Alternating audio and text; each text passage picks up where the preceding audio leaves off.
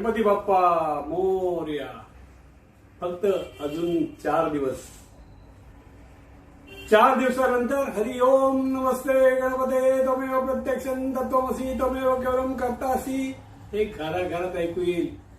समर्थांची आरती आज 4.5 वर्ष इथे जी महाराष्ट्राच्या घराघरात पोहोचलेली आहे त्याचे स्वर ऐकू येतील. फक्त आणखी 4 दिवसात गणरायाचं आगमन होईल.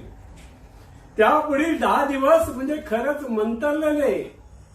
त्वं वाङ्मयस्त्वं चिन्मया त्वं आनंदमयस्त्वं ब्रह्ममया त्वं सच्चिदानन्दः द्वितीयोऽसि त्वं प्रत्यक्षं ब्रह्मासि त्वं ज्ञानमयो विज्ञानमयोऽसि. गणराया तुझं हार्दिक अगदी मनापासून आनंदाने स्वागत. वाजत गाजत येशील आणि प्रत्येक घरात असं आनंद चैतन्य याची पखरण करशील.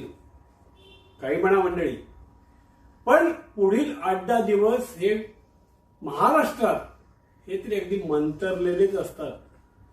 आणि ही 8-10 दिवसाची ऊर्जा पुढे अनेक दिवस अशी टॉनिक सारखी आपल्याला उपयोगी पडते. किती सुरेख वातावरण असतं सगळीकडे. सार्वजनिक गणपतीचा हल्ली आलेला बटबटीतपणा सोडा, पण घराघरात एक पवित्र वातावरण. कुठे आरती चालू आहे, कुठे सहस्रावर्तन आहे, कुठे गणेश याग, कुठे नैवेद्याची ताट, कुठे उकडीचे मोदक, पाहुण्यांचे स्वागत, हास्य विनोद, चहा पाणी, कुठे गाण्याची मैफिल. तात्पुरती का होईना पण सगळी दुःख चिंता दूर सारल्या जातील. आनंद आनंद आणि फक्त आनंद. गणपती बाप्पा मोरया. मी म्हणजे खूप वेळा ना या सर्व पूजा विधीचा, त्यातील मंत्र यांचा विचार करत असतो आणि माझ्या मनाने काही लॉजिक लावण्याचा प्रयत्न करतो. ते चूक असतं, बरोबर असतं, कारण यात आणखीन काही अर्थ लपलेला आहे हे शोधण्याचा माझा प्रयत्न करत असतो. आणि साधारण पूजा हा जो विषय आहे ना तो पाहुणचार आहे. फक्त पाहुणचार. मी तुम्हाला समजावून सांगतो कसा तो. लाभस्तेषां जयस्तेषां कुतस्तेषां पराजया येषां इंदिवरस्यामो हृदयस्थो जनार्दनः असे मंत्र म्हणत गुरुजी आपल्याला सांगतात. यजमान कपाळाला पिंजर लावा, वहिनी हळदी कुंकू लावून घ्या. आताच्या पिढीचा कदाचित याच्यावर विश्वास बसणार नाही, पण आपल्या शरीरात 7 चक्र आहेत. त्यापैकी हे आज्ञा चक्र जे 2 भ्रुकुटींच्या मध्ये असताना तिथे प्रेशर पॉइंट असतात. अॅक्युप्रेशर पॉइंट कोणी जर शिकलं असेल तर त्यांना माहिती असतं. त्या विशिष्ट भागावर दाब देऊन त्यावर कुंकू लावल्याने तिथले पॉइंट थोडेसे दाबले गेल्यामुळे ना चेहऱ्यांच्या स्नायूंना रक्त पुरवठा चांगला होतो. चेहऱ्यावरील ताण कमी होतो आणि चेहरा असा प्रफुल्लित राहतो. बाकी काही चांगली शास्त्रोक्त कारण आहेत आणि इथे तर पूजेला सुरुवात आहे. यातलं कॉन्सन्ट्रेशन उत्तम होतं असंही म्हणतात. त्याकरता हे लाभस्तेषां.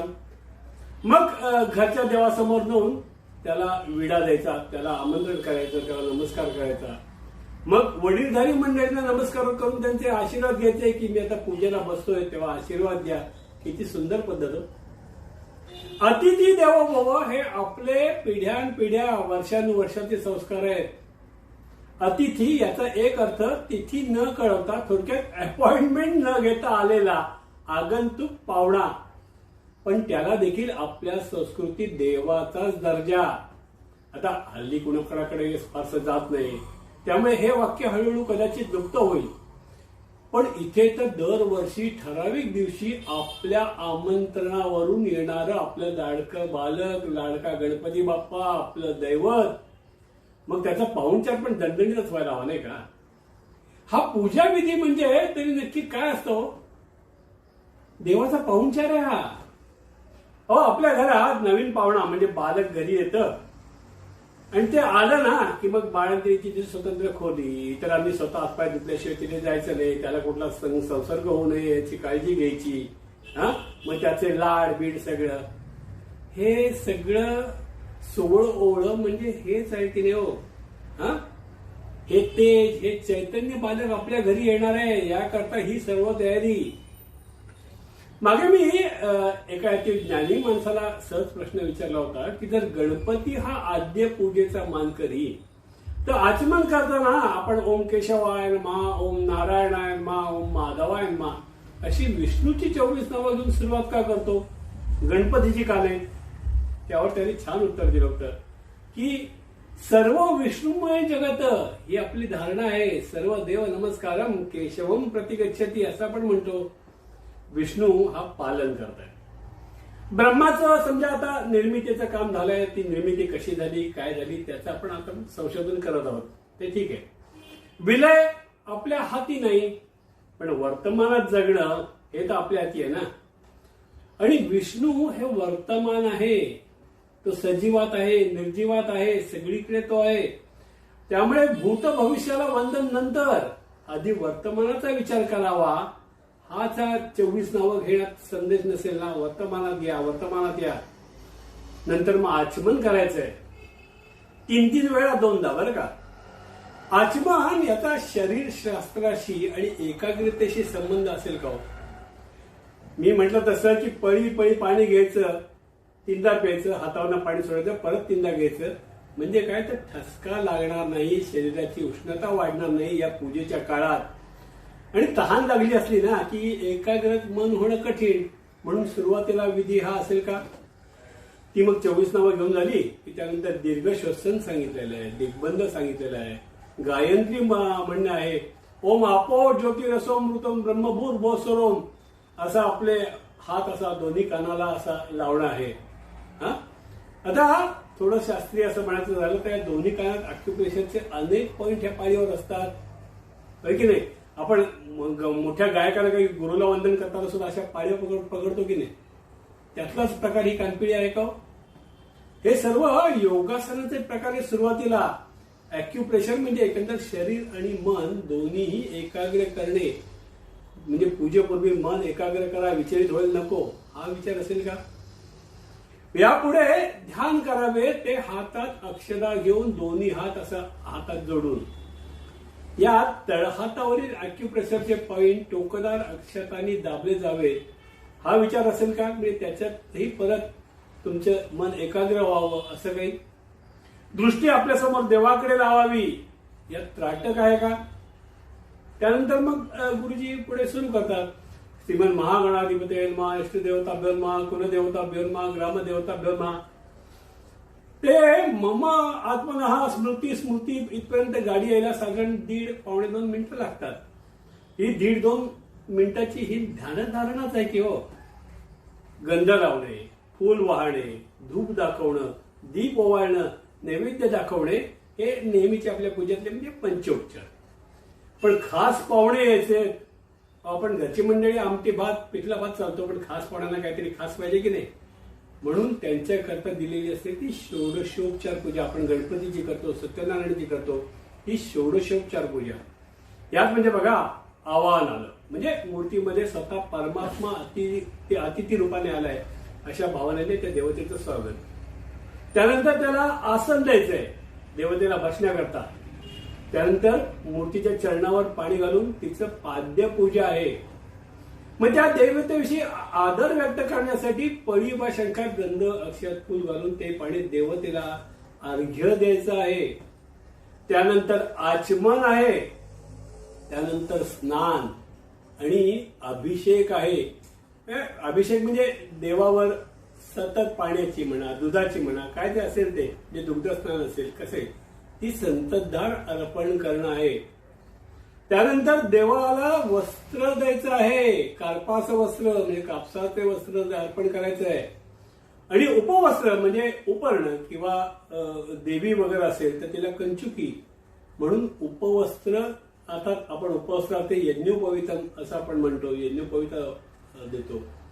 मग सुगंधासाठी देवतेला चंदन लावायचंय, गंध लावतो आपण, ते अत्तर लावतो.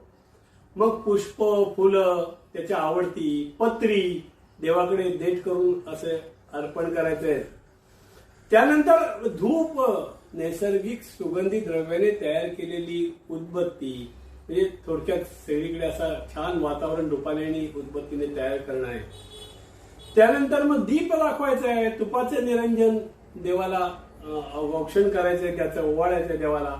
त्यानंतर नैवेद्य म्हणजे त्याचं भोजन आलं. हे सगळं झाल्यानंतर मग स्वतःच्याच भोवती अशी उजव्या बाजूने डाव्या बाजूकडे अशी प्रदक्षिणा करून आपल्या पापांची कबुली द्यायचे, या निकालीच्या पापांनी म्हणत. मग नमस्कार आहे, साष्टांग नमस्कार. आणि त्यानंतर पूजेत काही न्यून असल्यास, आपल्याकडून काही चूक झाली असल्यास त्याचे प्रतीक म्हणून अक्षता आणि पूजा मंत्रपुष्प म्हणून देवाला अर्पण करणे, हे 16 उपचार आहेत. हेच आपण या पूजाला करतो. पूजा विधी मंत्र याच्याकडे समजून बघा. ते नुसतं पोथीतलं वाङ्मय असं नाही, त्यात छान छान अर्थ आहेत.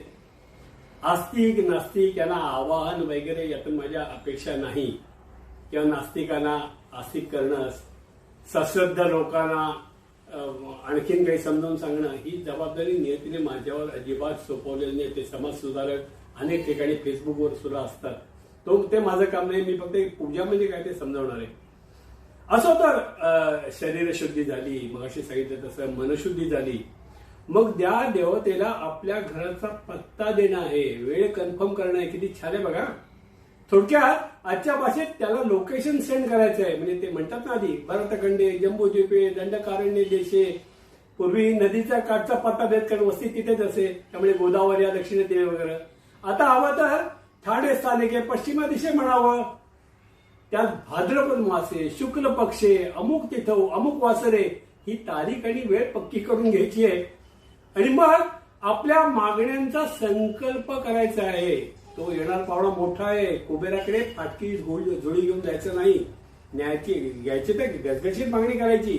मम आत्मनः स्मृती स्मृती पुराणोक्त असं त्या वाक्य आहे. म्हणजे त्यावेळेचे नीती नियम त्या कायद्यात बसत असेल ते दे देवा. त्यानंतर अस्माकम सकल कुटुंबानाम क्षेम स्थित आयु आरोग्य.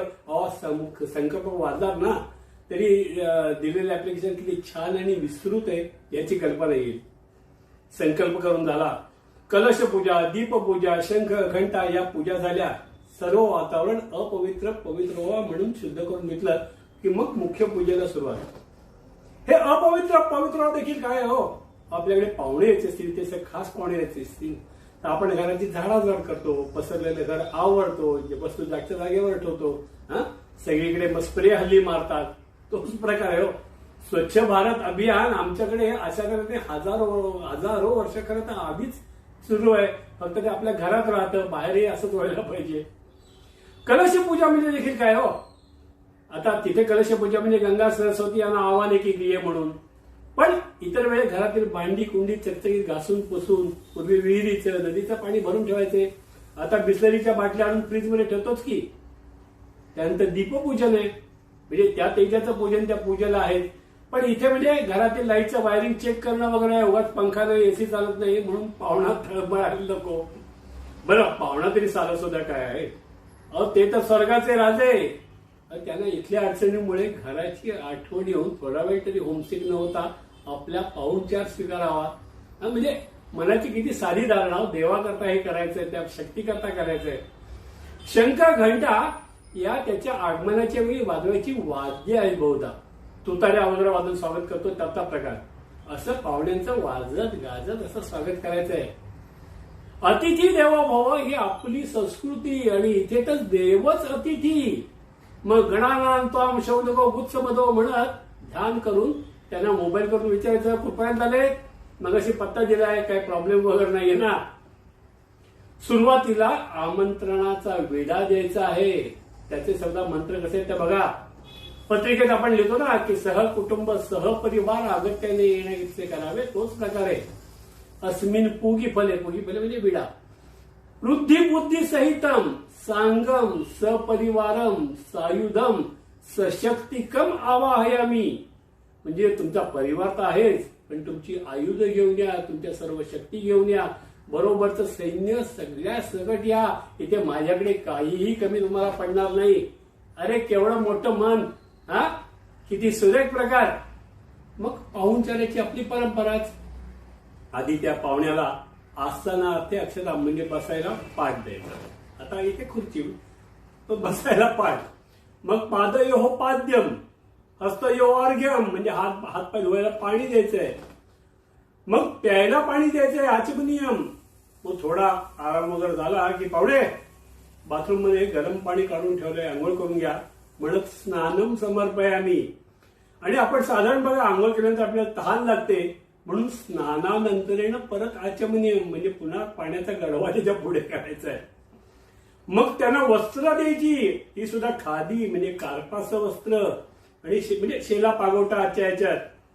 उपर्ण या उपवस्त्र यज्ञोपवीताच्या रूपात द्यायचंय. मग पाहुण्यांना चंदनाचं विलेपन करायचंय, अक्षत रूपात अलंकार द्यायचे, लेडीज बायकांना हळद कुंकू द्यायचंय, हाती सुवासिक त्यांना आवडणारी फुलं द्यायची. आणि मग जेवायला किंवा सुरुवातीचा चिवडा लाडू खायला डिश मांडायच्या. पूर्वी आपण पंक्तीत उदबत्ती लावायचो ना, औक्षण करायचो, तसा धूप दीप लावायचा. त्या पाण्याने ताटाखाली चौकोनी मंडल रूपी रांगोळी काढायची. आणि मी जे हे काही तुला आणलेलं आहे नैवेद्य म्हणून ते गोड मानून घ्या अशी प्रार्थना करायची.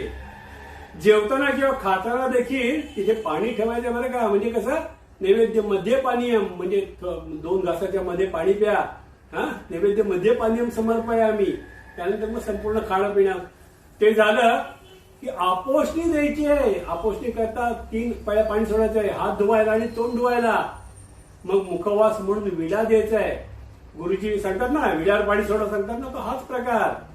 किती मस्त हो. घरातील नेहमीच्या पूर्वापार पद्धतीची पद्धत म्हणजे ही पूजा आहे. फक्त त्याला हाय पाय थोडं, कारण व्यक्तीच हाय पाय व्हीव्हीआयपी आलेली आहे. पूजा कुठलीही असो, मी पूजा म्हणतोय म्हणजे शांत वगैरे म्हणत नाहीये. ही पूजा सत्यनारायण असो, वामनाची असो, अनंताची असो, वटसावित्री असो, नाहीतर हरतालिका असो, मंगळागौर असो, फक्त पाहुणे बदलतात, त्यांच्या आवडीनिवडी बदलतात, मंत्र आणि पद्धत तीच. पण इतर पूजेला प्रत्येक पूजेत ना आधी गणपतीचं पूजन देखील आहे. यात देखील एक गंमत आहे बरं का. गणपती हा विघ्नहर्ता आहे. मुळात गणपती म्हणजेच गणांचा पती ही सैनिकी रचना आहे. 20 गणांचा मुख्य जो असतो तो गणपती. 20 गणपतींचा प्रमुख म्हणजे महागणपती. आणि अशा 20 महागणपतींचा प्रमुख ज्याचा उत्सव आपण मागात करतो ना, तो महोत्कट गणपती. म्हणून हे पाहुणे याच्या आधी आमच्या सशस्त्र दलाला आधी आमंत्रण, त्याच्या प्रमुखाला आधी आव्हान की सगळीकडे व्यवस्थित आहे ना, सगळं सांभाळा, काही संकट यायला नको त्या पाहुण्याच्या व्हिजिटमध्ये. म्हणून त्यांना आधी आव्हान. गणपतीची प्राणप्रतिष्ठा हे काय आहे, ते इतर वेळी मुख्य देवता म्हणून आपण घरातील शाळीग्राम म्हणजे कृष्णाची मूर्ती यांच्या पूजेला वापर करतो. पण गणपतीच्या मूर्तीची मातीची असते आणि त्यावेळी मूर्ती आणलेलं तिला देवत्व द्यायचं. आणि मग मूर्तीच्या हृदयाला हात लावून ओम आम ह्रीम क्रोम यम रम लम वं शं शं सं हं सहा सोहम प्राणाय प्राणः. ओम आम ह्रीम क्रोम यम रम लम वं शं शं सं हं सहा जीव इह जीवस्थितः.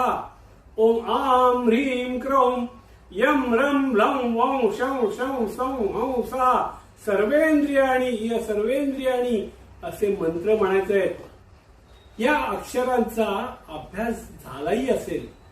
या अक्षरांमध्ये ही ठराविक पद्धतीने म्हटलं की त्याच्या तरंगामध्ये अशी काही शक्ती आहे का, त्याच्या शास्त्रीय चाचण्या परत परत करायला हव्यात. त्यांचं हृदयाशी हृदयाच्या ठोक्याशी काही निकटचा संबंध आहे का. हल्ली ते नवीन स्थितीत झालं ना, विठ्ठल विठ्ठल विठ्ठलच्या ठचा हृदयाला चांगला उपयोग होत असं म्हणतात. हा देखील मंत्र एकदा तपासायला हवा. हे सगळं झालं की मग ह्या खास साहेबांसाठी खास टब्बात म्हणजे पंचामृत स्नान, दूध दही तूप मध साखर सगळं पौष्टिक पंचामृत हेच एक उत्तम टॉनिक आहे. ते झाल्यानंतर मग गंधस्नान आहे. मग आदराने अर्घ्य द्यायचं आहे. मग उत्तम अभ्यंग स्नानासाठी अभिषेकम कुर्यात. त्यावेळी त्याचे गुणगान करणारे मंत्र म्हणायचे आहेत. देवी असेल तर श्रीसूक्त म्हणावं, विष्णू असेल तर पवमान म्हणावं, गणपती असेल तर अथर्वशीर्ष आणि पुरुष सूक्त हे कधी, कारण प्रत्येक देव हा सहस्त्रशीर्ष पुरुष आहेच किंवा. मग मांगलिक स्नान म्हणजे अत्तर लावा म्हणतो ना, सुवासिक तेल लावा. मग थोडं उष्णोदक परिबर आपण गरम पाणी करतो ना, थोडं गरम पाणी द्यायचंय, थंड पाणी असेल भागवायचं नाहीये. इतका सुरेख हा स्नान विधी झाल्यानंतर मग या साहेबांना त्यांच्या जागेवर म्हणजे सिंहासनावर बसवायचे. आणि मग नाना परिमल द्रव्य, नाना पुष्प, वस्त्र द्यायचे. काही वेळा तुलसी दल, काही पूजेत पत्री व्हायची. मग धूप दीप नैवेद्य, मग आरती, किती सुरेख पाहुणचार, आणि सगळे त्यासाठी असलेले मंत्र देखील अत्यंत अर्थवयी येतो. एकंदर मनोभावे ही आर्तसाद म्हणजे आरती, आणि तो आपल्याला आशीर्वाद देतो, तो किंवा तो साथ देतो आपल्याला, तो प्रसाद. मग आजपर्यंत आपण केलेल्या पापाचं त्याच्यापुढे कन्फेशन करायचं. या निकालाच्या पापाने जन्मांतर कृताने ताने ताने विनश्यंती प्रदक्षिणा पदे पदे म्हणत स्वतःभोवती प्रदक्षिणा, मग साष्टांग नमस्कार. आणि हे व्यवस्थित केल्यावर देखील हे भगवान मी अज्ञ आहे, मला तुझी पूजा कशी करावी याचं नीट ज्ञान नाही वगैरे आवाहनम ज्ञानामी म्हणत क्षमा याचना. मग संध्याकाळी पुन्हा पंचोपचार पूजा, आरती, नैवेद्य, जेवण दोन्ही वेळा हवं ना. किती सुरेख प्रकार हो, मनाला आनंद देणारा, उल्लसित करणारा. ही तेजाची पूजा आहे, त्या अज्ञात शक्तीची पूजा आहे, त्या सर्वस्वाची पूजा आहे. सगळीकडे आनंद आनंद आणि फक्त आनंद. मनोभावे पूजा करा, यथामिलित उपचारही पूजा करा. पण त्यात एक आहे की ज्यांची शक्ती असेल त्यांनी याकरता जरूर जरूर खर्च करावा. तुमच्यावर अनेक लोक अवलंबून असतात, अनेकांचे व्यवसाय अवलंबून असतात. हे सगळं लक्षात घ्या. पत्री पूजेत जी पत्री वापरली जातात, मग अशी म्हणतात ती बघा गंमत बघा, या पावसाळ्यात ज्या पूजा आहेत ना त्यांना खूप लाभ पत्री आहे बरं का. कारण ही आता पावसाळ्यात सहज निसर्गात उपलब्ध असतात. म्हणजे आता सत्यनारायणची पूजा आपण वर्षात कधीही करतो, आणि त्याला प्रिय तुळशी म्हणून त्याला सहस्रनाम, अशी वेगवेगळी गंमत आहे. आता पत्री बघा, मधुमालती, मोगरा, भृंगराज, माका, बिल्व म्हणजे बेल, दुर्वा, बोर, धोत्रा, तुळस, शमी, अपामार्ग म्हणजे आघाडा, बृहती म्हणजे डोरली, करवीर म्हणजे कण्हेर, रुई, विष्णुक्रांता, अर्जुन, त्यानंतर मग डाळिंब, देवदार, मरवा, अश्वत्थ म्हणजे पिंपळ, जाई, केवडा, हादगा, अगस्ती म्हणजे हादगा. ही अशी पत्री व्हायचे. ही पत्री तुम्ही गुगलवर सर्च केलं किंवा एखाद्या आयुर्वेदाचार्याला विचारलं ना, ही सगळ्या औषधी वनस्पती आहेत. आपले कुठलं तरी पान तोडलंय आणि काँग्रेसी गवत घातलंय असातला विषय नाहीये, त्याला काहीतरी अर्थ आहे. मग 1.5 दिवस, 5 दिवस, 10 दिवस, जितके दिवस आपल्याला पावित्र्य राखून आणि आनंदाने या देवाची सेवा करता येईल, हे तेज आपल्या घरी त्याची रोज व्यवस्थित आप राखून सेवा करता येईल ती करायची. आणि मग या जगन्यंत्याला एक दिवस पुन्हा पुन्हा ये रे, पुन्हा पुन्हा ये असा आग्रह करून निरोप द्यायचा. हीच पूजा आहे, आणखी काही नाहीये. मनोभावे करा, आनंदाने करा. आपलं पूर्वापार आलाय म्हणून दीड दिवस बसला असं नाही. त्याच्या भोवती भावना असू देत, श्रद्धा असू देत. देणारा तो देतच असतो, त्याची काळजी करू नका. गणपती बाप्पा मोरया.